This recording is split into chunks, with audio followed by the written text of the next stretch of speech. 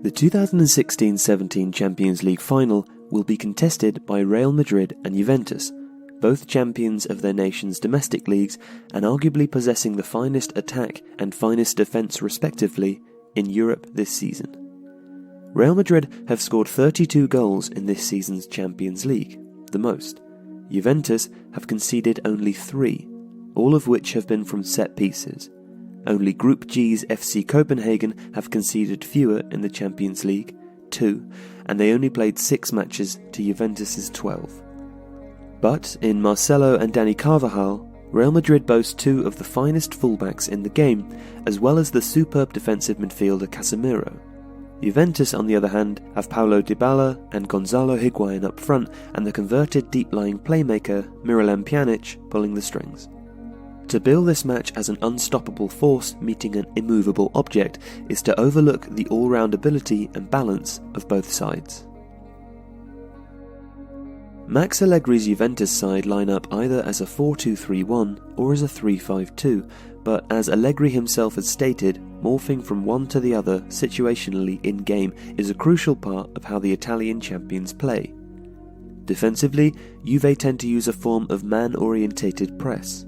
While the front 2 players press the central defenders, the rest of the Juve side sit off, picking their opposite numbers who are then pressed when in possession, but not too aggressively. Shape is more important than regaining possession by pressing. The double pivot sit deeper, lining up against the opposition central midfield in a form of man marking. The wider players then drop in to make a 4-4-2, narrower in the midfield and wider across the back 4. The wider players nearest the ball push out to press the opposition fullback, while the other wide player tucks in to make a 3-man central midfield, organised and anchored by the tactically astute Sami Khedira. Once the ball has transitioned into the Juve half, they again make a 4-4-2, but generally narrower and drifting from side to side to keep the shape and width if the opponents switch play. However, Juventus are happy to vary the press depending on the opponent. If the opposition play out from the back as Barcelona tried, Juve will press more. If they play directly as Monaco did, they will sit off more and channel the build-up centrally where the pitch is more congested. Much of Juve's attacking play, in either formation, is about creating space for the full or wing-backs to push on.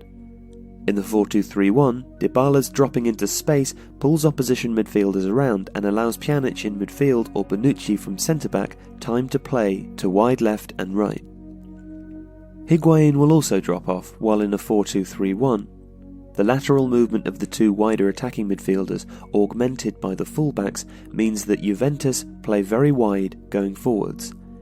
This affords the chance to switch the play either directly or through the midfield pivot, and Juve's width means they can create space on the opposition flank for a player to cross to 2 hard-working, predatory forwards, Higuain and Mandzukic, with Dybala often arriving late for a layoff or to pounce on loose balls. In the 3-5-2 or the 3-4-2-1, the theory is the same: create width, use the forwards to pull the defence out of shape, switch the ball, and bring Alves and Sandro into the game for crossing opportunities. There is a conception that Zinedine Zidane's primary job as Real Madrid's manager is to control a dressing room full of world-class talent and egos, and that the tactics are essentially no more complex than give the ball to players like Gareth Bale, Karim Benzema and Cristiano Ronaldo. Sit back and enjoy. However good a team's players are though, at the highest level, organisation is still crucial, and Zidane has added structure to Real's defensive stance. Defensively, Real also press high on the opposition centre-backs, and playing with 3 up front, they can also shift the press across to the fullbacks. However, Real tend to mark passing lanes rather than men, which does leave them vulnerable if the cover isn't arranged well and don't press very aggressively. Casemiro is the key player, moving in front of the back 4 to shut down passing lanes, pressing and winning back the ball and dropping deeper if the fullbacks need to push up. Real also fall into a 4-4-2 or even a 4-1-4-1 in their own half, with right-sided forward, Bale if fit, or one of Isco or Modric in the 4-3-1-2 filling the right-sided berth. Real want their opponents to try and play over them by compacting the vertical space and congesting the middle of the pitch, and encourage this by playing quite a high line. In attack, Real tried to stretch the play as much as possible. Toni Kroos is usually the deepest lying midfielder in possession, linking the back four and the front players, even though Casemiro is the screening midfielder defensively.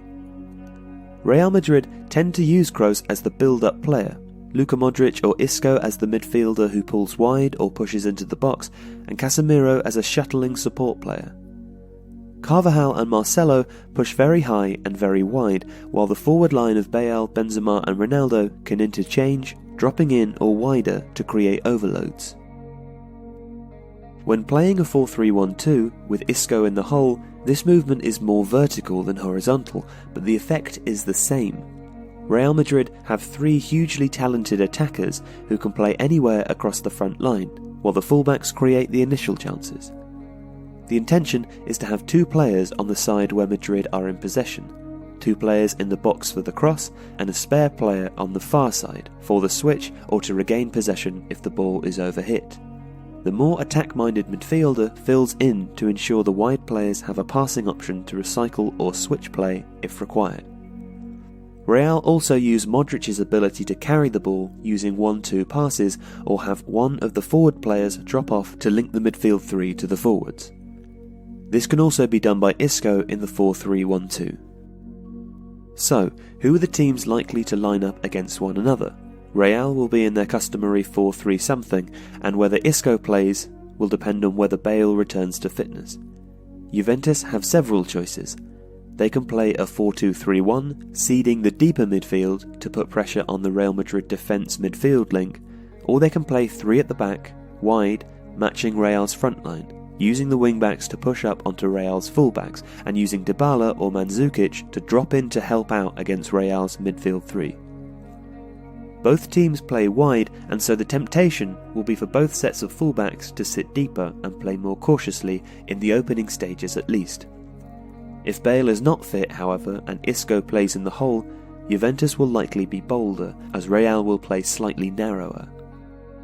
If the wide areas see both sides trying to stifle one another, then Modric and Pjanic will become the key men for their respective sides.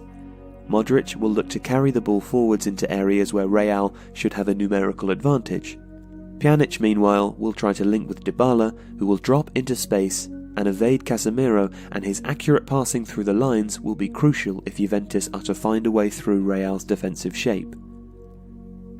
While one might expect Juventus to sit deep, absorb pressure and hit Real on the counter or exploit their set-piece defensive weakness, Allegri might adopt a more aggressive 4-3-4 or a 3-4-2-1, pin Real Madrid back, and by asking Mandzukic and Dybala to drop in and Pjanic and Khedira to push up, overpower Real Madrid's midfield three, leaving a 3v3 at the back and trusting in the energy of Alves and Sandro to cover back if required. Whatever happens, this is a final with two very deserving sides and should afford a feast of intelligent, tactical football.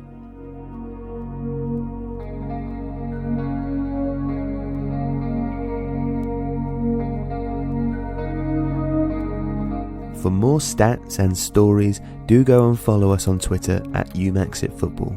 Thanks for watching, and don't forget to subscribe.